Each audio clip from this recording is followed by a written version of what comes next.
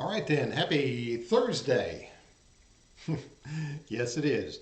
Happy Thursday, and I hope it's a good day for you. There's a little bit of moisture outside here today. You would need a weather report, and it's a good day. And all in spring. Man, I'm looking forward to spring in a good way, and I hope a lot of good things are happening in your life. Anyway, come on in for a moment. Come on in to my little world for a moment, and let's share a thought. You know, there are a lot of things going on in the world that kind of baffle me in a way. I was thinking about race relations a little bit and all, and I don't have the solution to that. I grew up as I grew up. I know what I am. I'm not something else. I wasn't born of a different race. I don't know what it is to live as that individual. I won't pretend that I do. Maybe there is some understanding that we have. There's some common ground that we have. I don't know all of that. But there is something I know. There is something I know. That if you want to change the world, if you really want to change the world, it doesn't come from somebody else changing the laws around you. It doesn't come from somebody else doing something. It comes from you. I think about Jesus when he found those fishermen by the seashore, and it may not have been the first time that he saw them, but he called out to those fishermen, to Peter and Andrew, to James and John, said, "Follow me." And notice what he said, "And I will make you become fishers of men." I'm going to change your life. And these men helped him change the world. Jesus changed the world by the life he lived, by the example that he showed. And I believe that's what changes the world. What changes the patterns of people, what changes their hearts. You can change their laws, but you got to change their hearts and the minds of people, the way we look at things. I was thinking the other day, you can remember back into the 1960s. Some of us can anyway, some of you can't.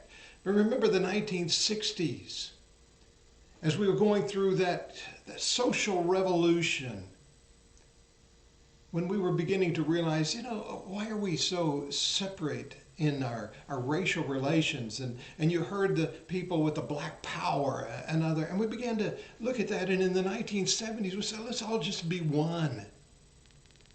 But I'd learned in the 1960s the little song that we sang in Sunday school and Vacation Bible School.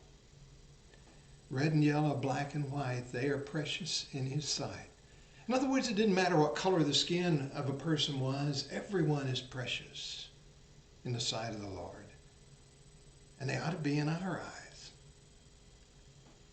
That's just the way it is. Color of a skin, heritage of background, isn't the matter that is of great importance. The great importance is that our hearts are open and our lives are interchanged, are intersecting, and we touch the lives of others without feeling like one is different, so different from another that one is better than another. That's immaterial. It's not material in the sense that one thinks he is better than another. It's the change of heart. We can talk about systemic racism, and maybe there's something in there, but it really comes from the heart of the individual. It's the neighbor to neighbor, person to person. Jesus said, "Follow me and I will change your life. I will make you to become something." And not only did he profess that to others, but he practiced it himself. Out of God's design, Jesus became a sacrifice that made the difference.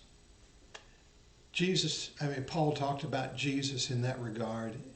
In that 5th chapter of Romans, in that great passage where he talked about sometimes people won't do much for one another. Hardly will a man give his life for another, and so forth and so on. But he said in verse 8, Romans 5:8, "But God demonstrates his love for us, and that while we were still sinners, Christ died for us." There it is.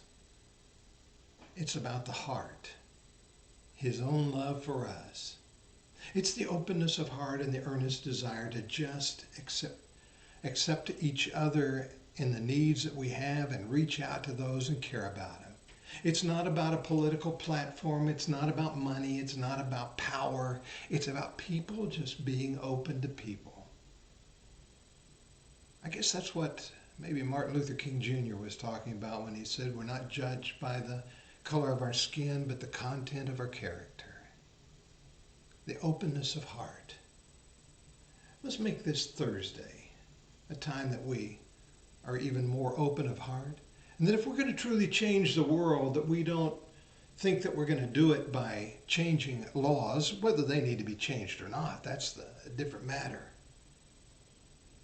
But that we change the world by the example of our openness of heart. Be that person and change the world. Jesus said, I'll make you to become. And the world would be changed.